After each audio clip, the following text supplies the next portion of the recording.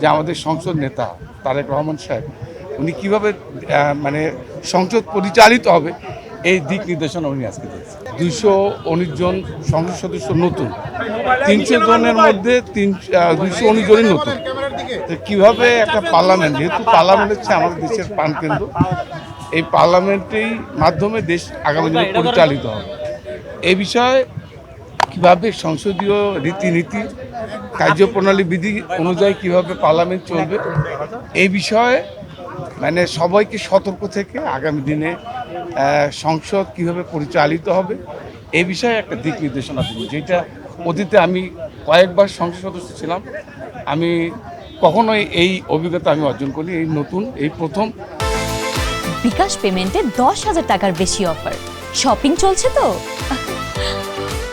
যে আমাদের সংসদ নেতা তারেক রহমান সাহেব উনি কীভাবে মানে সংসদ পরিচালিত হবে এই দিক নির্দেশনা উনি আজকে দিয়েছেন।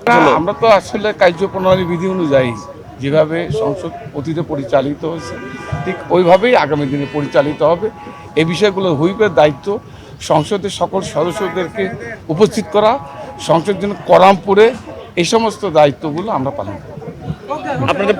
আপনারা কি পরবর্তী যে সেশন আছে সেশনে আপনারা ট্রেনিং দেবেন নাকি এখন যারা এখন যারা আমাদের সিনিয়র যারা সংসদ, যেরকম আমাদের মেজর হাফিজ সাহেব এবং আমির খসরু সাহেব, স্বরাষ্ট্রমন্ত্রী সালাউদ্দিন সাহেব, যারা সিনিয়র সদস্য, চিফ হুইপ সাহেব, নুরুল ইসলাম মনি সাহেব, ওনারাই এই প্রশিক্ষণের দায়িত্ব নেন।